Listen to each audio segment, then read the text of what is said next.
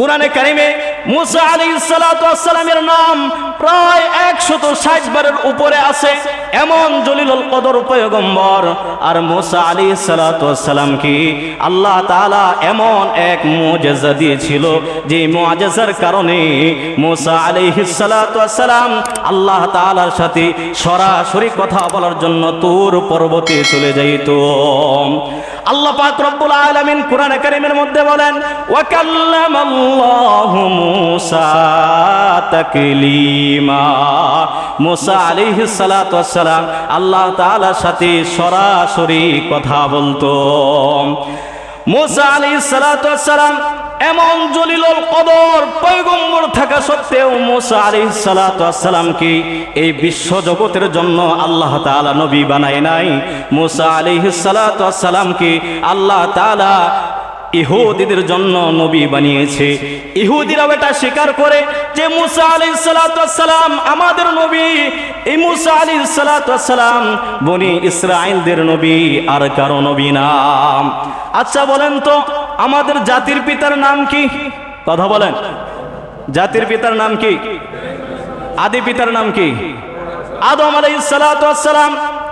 আমাদের আদি পিতার নাম হলো আদম আলাইহিস সালাতু ওয়াস সালাম। এটা হলো আমাদের জাতির তকদিরগত বিশ্বাস যে মানব জাতির আদি পিতা হলো আদম আলাইহিস সালাতু ওয়াস সালাম। দেখেন, মানব জাতির আদি পিতা আদম আলাইহিস সালাতু ওয়াস সালামকে আল্লাহ তাআলা বানাইলেন, কিন্তু সব জাতির জন্যই আল্লাহ তাআলা তাকে পয়গম্বর হিসাবে প্রেরণ করে নাই, নবী হিসাবে প্রেরণ করে নাই। শুধু তাই নয়, হযরত ইব্রাহিম আলাইহিস সালাতু ওয়াস সালাম আল্লাহ তাআলার এমন জলিলুল কদর পয়গম্বর ছিলেন, যার উপাধি আল্লাহ তাআলা দিয়েছিলেন খলিলুল্লাহ। কি উপাধি দিয়েছিল? খলিলুল্লাহ। আল্লাহ তাআলার বন্ধু ইব্রাহিম আলাইহিস সালাতু ওয়াস সালাম এই মিল্লাত মুসলিম জাতির নবী। আল্লাহ মুসলিম জাতির আদি পিতা হলো ইব্রাহিম, জাতির পিতা হলো ইব্রাহিম আলাইহিস সালাতু ওয়াস সালাম। আল্লাহ পাক রব্বুল আলামিন কুরআনে কারীমের মধ্যে বলেন, মিল্লাতা আবিকুম ইব্রাহিম হুয়া সাম্মাকুমুল মুসলিমিন।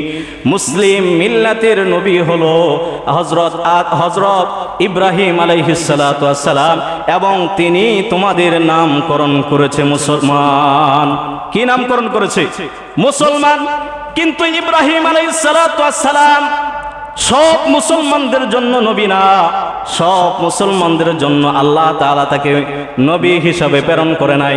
তাহলে দেখেন, হযরত মুসা আলাইহিস সালাতু ওয়াস সালাম, হযরত ইব্রাহিম আলাইহিস সালাতু ওয়াস সালাম হলো মুসলিম মিল্লাতের জাতির পিতা, আর হযরত আদম আলাইহিস সালাতু ওয়াস সালাম হলো মুসলিম আদম আলাইহিস সালাতু ওয়াস সালাম হলো বিশ্ব জগতের যত মানুষ আছে, বিশ্ব জগতের যত মানুষ আছে, এই আদম আলাইহিস সালাতু ওয়াস সালাম হলো আদি পিতা।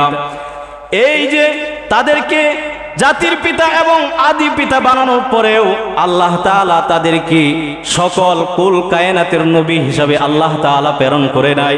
আর আমার আপনার নবীর বিষয়ে আল্লাহ তাআলা কি বলেন শুনেন। আল্লাহ পাক রব্বুল আলামিন কুরআনে কারীমের মধ্যে বলেন, কুল ইয়া আইয়ুহান নাসু ইন্নী রাসূলুল্লাহি ইলাইকুম জামিআ।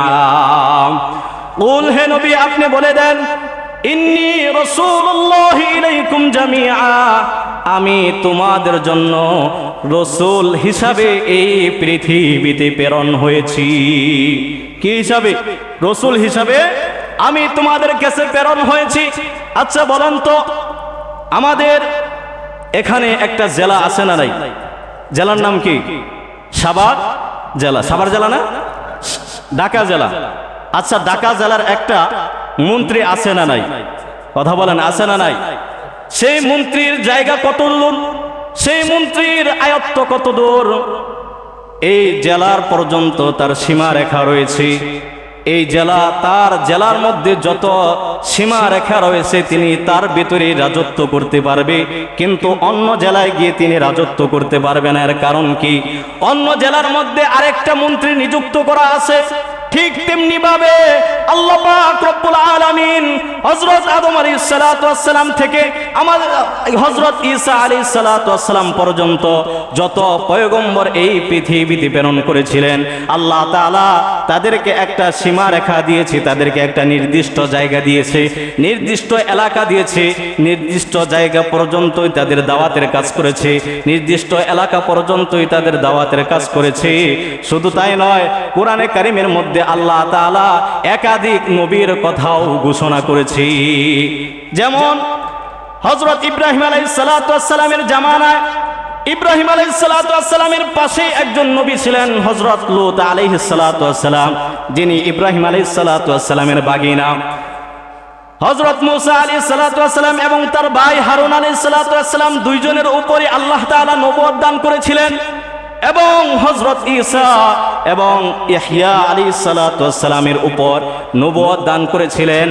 এর দ্বারা বোঝা গেল সেই সময়ও বিভিন্ন নবীর ভাগ ছিল, একাধিক নবীও আল্লাহ তাআলা প্রেরণ করেছে। কিন্তু আমার আপনার নবীর ক্ষেত্রে আল্লাহ তাআলা কি সীমা পরিধি করে দিয়েছে একবার শুনেন। আমরা সকলেই নামাজের মধ্যে সূরা ফাতিহা পড়ি কি পড়ি না? কথা বলেন, পড়ি কি পড়ি না? যখন আমরা জামাতে পড়ি, ইমামের কেরাত মানে জামাতি মুসল্লির কেরাত, ইমামের সূরা ফাতিহা মানে মুসল্লির সূরা ফাতিহা। যখন আমরা একাকী নামাজ পড়ি, একাকী নামাজের ক্ষেত্রেও আমরা সূরা ফাতিহা তেলাওয়াত করি। শুধু তাই নয়, ফরজ নামাজ হোক, সুন্নত নামাজ হোক, ওয়াজিব নামাজ হোক, নফল নামাজ হোক, প্রত্যেকটা নামাজের ক্ষেত্রে আমরা সূরা ফাতিহা তেলাওয়াত করি কি করি না?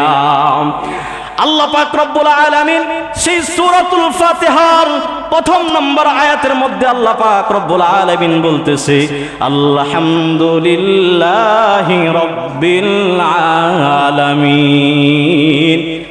সমস্ত প্রশংসা আল্লাহ তাআলার জন্য, রব্বুল আলামিন যিনি জগৎ সমূহের প্রতিপালক। আলম শব্দের অর্থ হলো এক বচন, আলামিন শব্দের অর্থ হলো বহু বচন। এর দ্বারা আমরা বুঝতে পারি জগৎ একটাই না, অনেক জগৎ রয়েছে, আর আল্লাহ তাআলা সমস্ত জগতের মালিক হলেন আল্লাহ।